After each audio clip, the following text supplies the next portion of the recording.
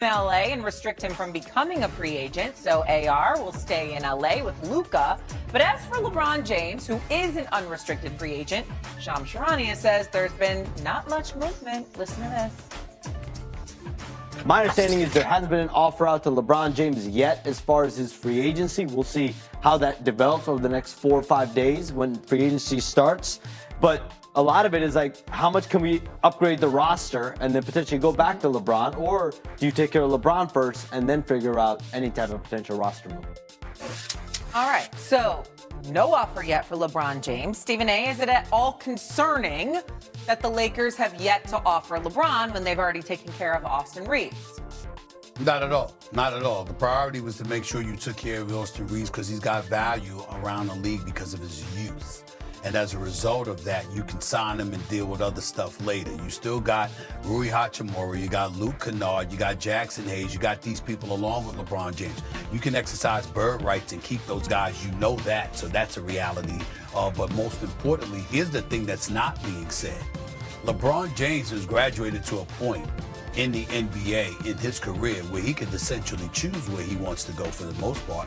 Like if LeBron James, it's a money issue where we're concerned in terms of us talking about how the Lakers ain't gonna give him $52 million and all of this other stuff. I got that part. But if LeBron James, money aside, sat up there and said, I want to be on your basketball team, who's telling him no? Anybody telling him no? I mean, you might have 1 or 2 teams that might say no, but for the most part, 95% of the league is going to be like, hell yeah, let's make this happen, especially if money is not a factor. With him, it could be respect. He understands the business of the NBA, but he's graduated to that point where essentially he can dictate what he wants to do. If he wants to stay in LA, they ain't telling him to go home. If he wants to depart and say, I want to go back to Cleveland, they ain't telling him no. If he called Pat Riley and said, listen, I want to come back and join Giannis and Bam in LA, you think Riley's going to tell him no? He ain't going to tell him no.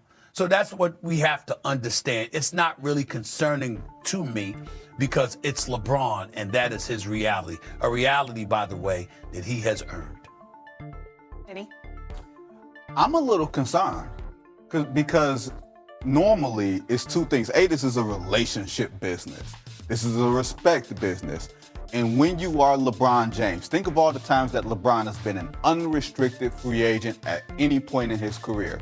Not only was his incumbent team top priority, he was the league's top priority. This is the first time where he's not even the top priority on his own team. I wonder how that makes him feel. Now, if the Lakers have come to LeBron and said, LeBron, we're going to take care of Austin Reeves first, and then we're going to go and try to make these other moves, and then we're going to present to you a roster and tell you how much money we have left, that's one thing. But if you haven't had any contact with them, if you haven't said, this is our plan, and then we're going to come back to you, it sounds like you're a plan B. And if I'm LeBron James and Rich Paul, and we know how they move in terms of leverage, they move in terms of power, this probably doesn't make them feel very good. If you talk to an agent of an incumbent team and you have this window after the NBA Finals and before June 30th where you can talk to your own free agents, where you can agree to your own deals, look around the league, y'all. Nobody hits free agency anymore. Free agency comes in the form of you being traded or you signing your contract before you even hit June 30th. None of those things have happened. I'm not saying that the Lakers don't consider LeBron James a priority. I'm not saying that these 2 sides aren't going to come to an agreement, but I'm not going to pretend that this is a positive sign or this is a sign of a partnership, because when you have LeBron James, you are in partnership with LeBron James. 40 years old, 25 years old, you are in partnership until he says otherwise. This is a change in the paradigm. Perk? The Lakers are dead bird tall grass, straight up. And I never want to come on here because I'm always a big person that's going to advocate for guys getting their money. But the Lakers just showed us that their 2 franchise guys that they believe in is Luka Doncic and Austin Reeves. And I'm going to say this again. They can't be thinking championships. Because you can't have both of your franchise guys be defensive liabilities. And that's what Luka is, and that's what Austin Reeves is. Let's keep it a buck. LeBron James should have been prioritized before Austin Reeves. LeBron James is the second most important player that was on that Laker roster behind Luka Doncic. And if I'm Bron, I definitely feel some type of way. But if I'm Bron, I'm also sitting back and I'm saying, okay, Rob, okay, front office, what else are y'all going to do? Because Luka said he has come out publicly, or the reports have come out, that he wants a A-list center. Well, what A-list center is out there, right? What A-list center are you going to get? You're not going to go get a Jalen Duren, excuse me. Who else is out there? You're going to go get a Karl Anthony Towns?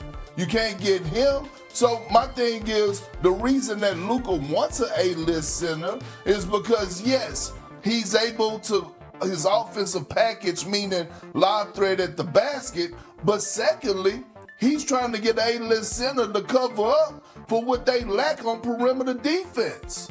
This is a problem. I can't believe you two. I can't believe you two. First of all, just to put y'all out there on Front Street, ladies and gentlemen, Kendrick Perkins is 41 years old. Ladies and gentlemen, Vincent Goodwill is 38 years old. I'm 41. Okay? Don't do that. I'm 41 too. You 41? Black don't crack as long as you don't do it, baby. No. You were born in 1987, my brother. You're 38 years old, okay? All right? And you're 41. Here's the deal, y'all. If I asked y'all what y'all were 10 years ago compared to what you are now, you understand what I'm saying? Stuff changes. LeBron is 41. This is business. What happens is that Austin Reeves, who can play, is 28. Of course you're going to sit up there and sign him because from a business perspective, he has tremendous value down the pike. You lock him up and then you can do what you want with him. You don't have no trade clause. You lock him up just like you locked Luka up at age 27. You got those two as cornerstones of your franchises because guess what? They're going to be around for the next decade and you could do some things with them. You go to LeBron James because he's 41. He's talking about potentially retiring within the next year or two.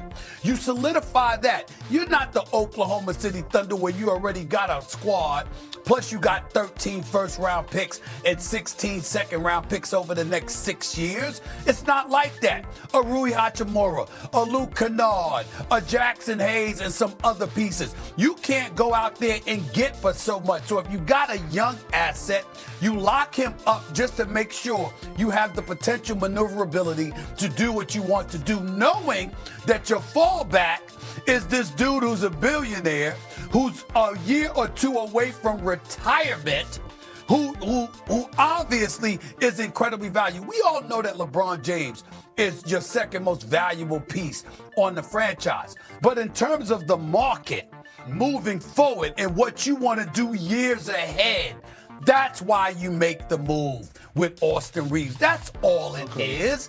We all understand that. Why y'all acting like y'all don't know that? The man 41. No, you lucky we got to go. We do. Yeah, you lucky. Yeah, you lucky. Like you scaring somebody.